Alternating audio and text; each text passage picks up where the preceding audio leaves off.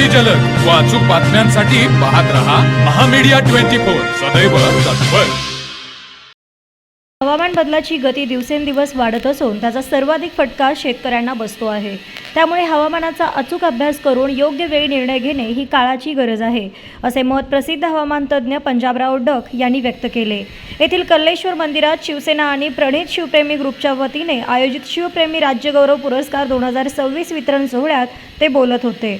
यावेळी पंजाबराव डक यांना त्यांच्या हवामानविषयक उल्लेखनीय कार्याची दखल घेऊन शिवप्रेमी राज्यगौरव पुरस्कार प्रदान करण्यात आला।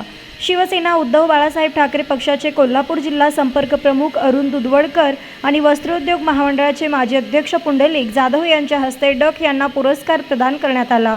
डक म्हणाले, आधुनिक तंत्रज्ञान आणि पारंपरिक ज्ञान यांचा संगम साधल्यास हवामानाचा अंदाज अधिक अचूक करता येईल।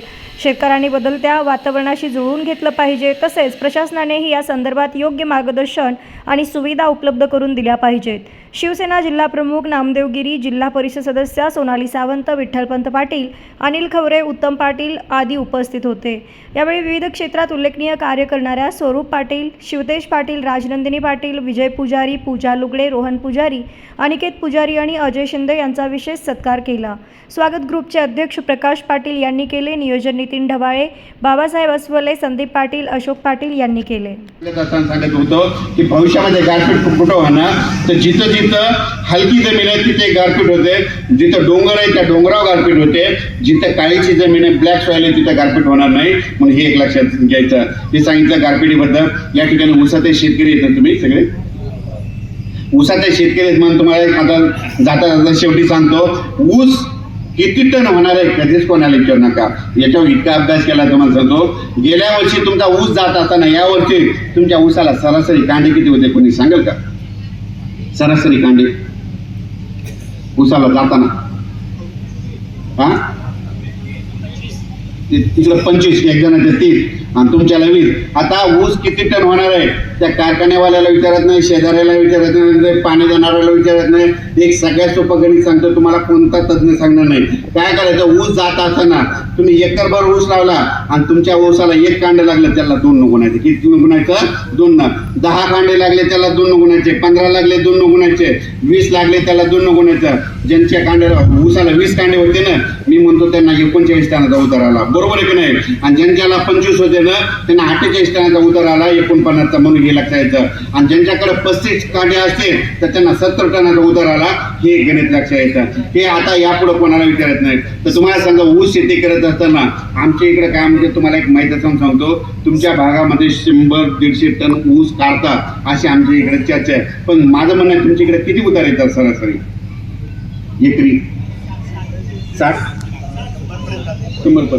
100 पर्यंत जायचं। पण तुम्हाला सांगतो, ते ऊस आहेत ना ते अडचणी असतात, 16 महिन्याचे असतात, 18 महिन्याचे असतात। पण ऊस शेती करत असताना एक सोपं सांगतो, माझ्यापेक्षा तुम्ही ऊसामध्ये अग्रेसर आहे, मग तरी पण तुम्हाला एक माहिती सांगतो, 3 फुटावर जर तुम्ही सरीवरून ऊस लावला तर तुमच्या ऊसाला उतार कमी होतो। 4 फुटावर ऊसाची सरी ओढली तर तुमच्या ऊसाचा उतार वाढणार, 4.5 फुटावर सरी केली तर आणखीन वाढणार, 5 फुटावर केली तर आणखीन चांगला वाढणार। पण ऊस शेती करत असताना तुम्हाला एक सांगू इच्छितो, ऊस शेती करत असताना सरी ओढल्याच्या नंतर नांगरट केली, सरी ओढली, सरी ओढल्याच्या नंतर जे बेसल डोस टाकतात ना, मग बेसल डोस मध्ये तुम्हाला एक सांगू इच्छितो,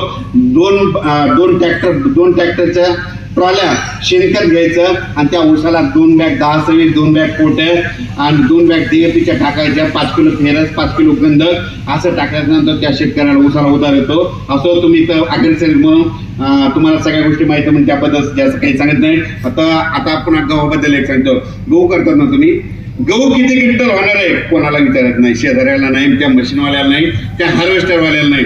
तुम्ही आता यावेळेस गहू काढत होता, तर गहू काढत असताना तुमच्या उंबीमध्ये गहू किती निघत होते कोणी बोलले का? किती 40 का? 48। पुन्हा दुसरं पण बरं 48 त्यांचं सांगतो बघा। तर गहू किती क्विंटल होणार आहे कोणालाच विचारायचं नाही, शेजाऱ्याला नाही, त्या मशीनवाल्याला।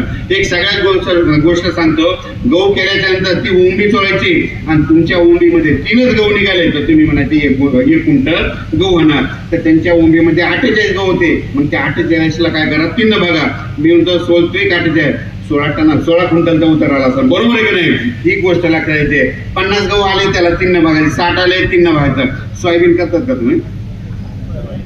करतात का? सोयाबीन किती क्विंटल होणार आहे ते कोणालाच विचारत नाही. आणि तुम्हाला सांगतो, एक सगळ्यात सोपं गणित सांगतो. गेल्या वर्षी सोयाबीन कापत असताना तुम्ही शेतात गेल्याच्या नंतर तुमच्या सोयाबीनच्या झाडाला सरासरी शेंगा किती होत्या? कोणी सांगेल का? 35. पुन्हा एक जण 40 म्हणतंय. पुन्हा सोयाबीन किती क्विंटल होणार आहे कोणाला विचारायचं नाही. एक सगळ्यात सोपं गणित सांगतो. सोयाबीन काढत असताना सोयाबीनचे झाडं वाळल्याच्या नंतर शेतात जायचं. 3 झाडं उपटायचे. एखाद्या झाडाला 30 शेंगा, एकाला 35 आणि एकाला 40. आधी 35 वाल्याला उतार सांगतो. तर मग एखाद्याला 30, एकाला 35 आणि एखाद्याला 40 असल्या ते मधलं पकडायचं सरासरी मध्ये.